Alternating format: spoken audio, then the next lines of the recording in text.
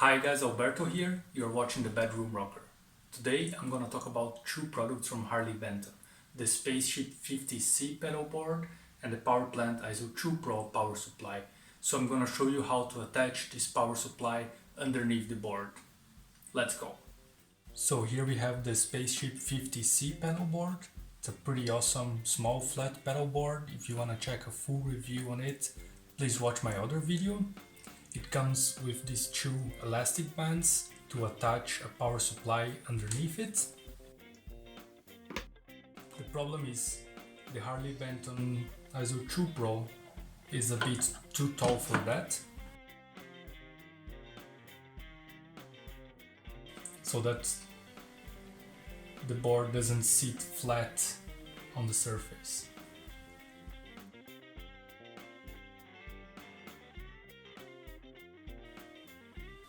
So we need to raise the feet of the board a little bit to get more clearance for the power supply. I'm gonna do this by swapping the screws on the feet by longer screws, and then by also using these rubber seal rings that comes in beer bottles so that I can make them tight.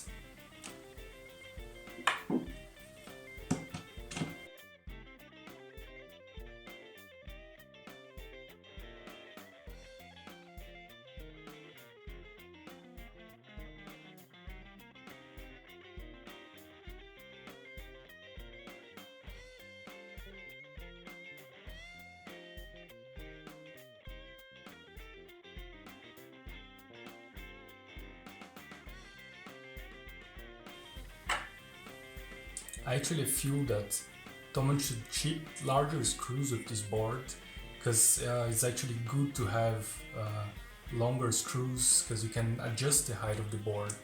So if your board is not sitting on a flat surface, you're playing outdoors or somewhere where the board doesn't sit flat, you can just raise the feet and get more clearance underneath it.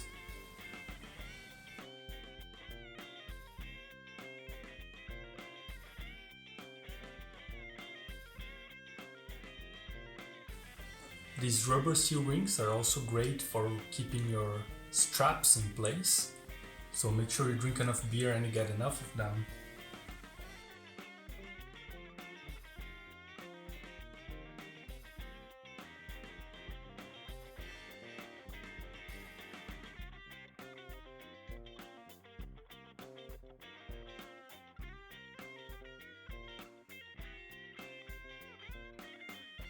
So like I said, I'm only using these rubber seal rings so that I can tighten up the screws, but if you have somewhere that the surface is not flat, you can just raise the screws and make sure your board is flat.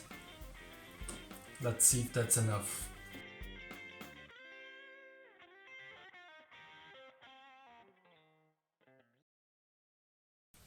And we are good to go. The next problem is about the connection of the DC cables. So the way the board is set up right now, we have to use the angled connectors at the power supply. And with the Powerplant ISO-2 Pro, all the cables have one angled connector and one straight connector. So if we have to use the angled connector here, we are left only with the straight connector for the pedals. And this is not the best solution, because some pedals of course have their DC inlet on the side, so we lose this space because we cannot put another pedal on the side. So what I want to do is to angle the power supply a little bit so that I can have the straight connectors coming out of the power supply and use the angle connectors on the pedals. To do this, I'm gonna use these furniture pads that you can get on supermarket or Amazon for less than €1. So I'm just gonna raise the power supply a little bit and fit two of those underneath the board.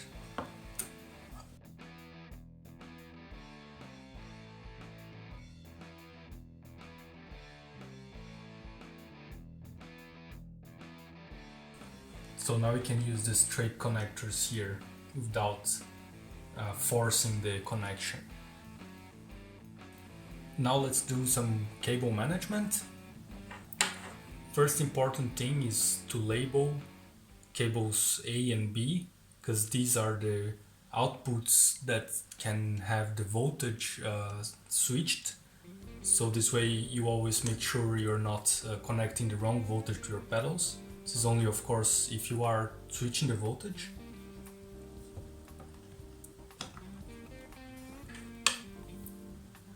So this output A, output B.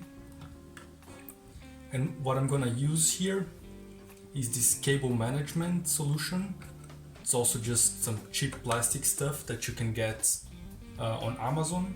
I can put the link in the description. So you just remove this part and there's some glue here. You just attach it to the board whenever you want. And here you pass the cables and you can tie them to make sure they are well attached here underneath the board.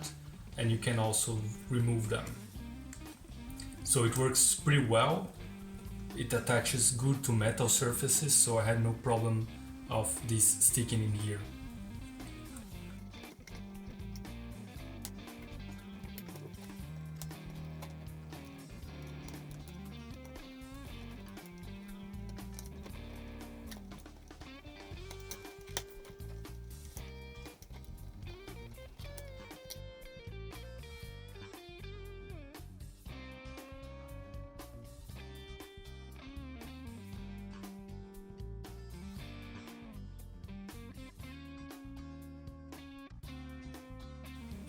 So this looks quite neat. This is obviously because the cables that ship with the Powerplant ISO-2 Pro are quite long. You could obviously buy just shorter DC cables, but I thought, okay, let's work with what I got here. I already spent money on the power supply, I don't want to spend more money on the DC cables. However, for these two middle connections, then this is actually pretty long. So I got just two very short DC cables and I'm waiting for them to arrive. In the meantime, let's use these ones.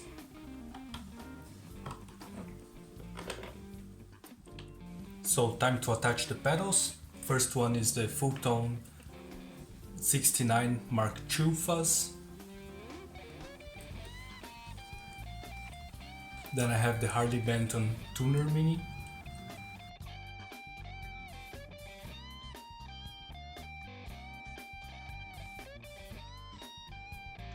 Third one is gonna be the Full-Tone OCD Overdrive.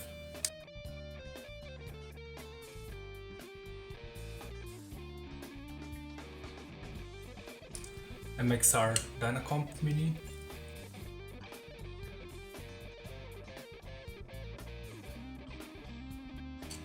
MXR Phase 95.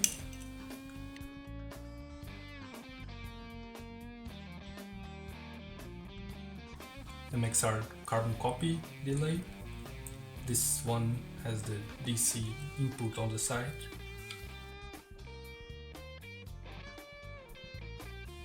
And the last one is the Filthy Rich Tremolo by Dan Electro.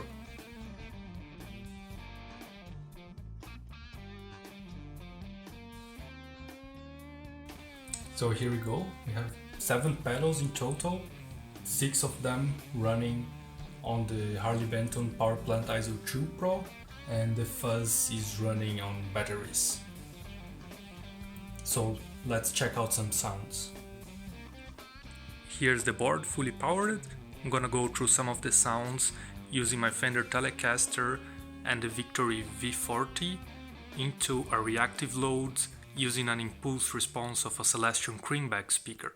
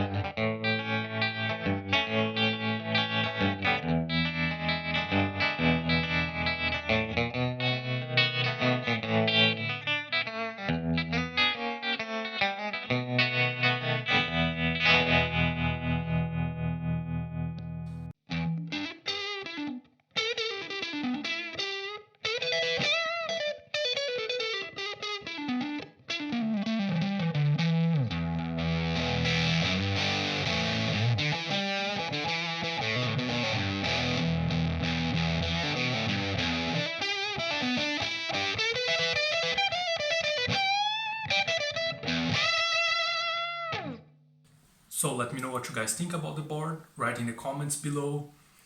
Long story short, I had the pedal board already, I was using a daisy chain to power it, and I wanted an upgrade into an isolated power supply. So I first looked at the Palmer PWT4, but it only has 4 isolated power outputs and doesn't have voltage selection option. It only costs €10 less than the ISO-2 Pro, and the ISO-2 Pro has 8 isolated outputs and has the voltage selection. So you get more for the money, I feel. Then I also looked at the Falcon Mega Power Bank, which has the advantage of being a power bank so that you don't have to connect your power supply into a power outlet, but it only had 3 isolated outputs and it costs already €115.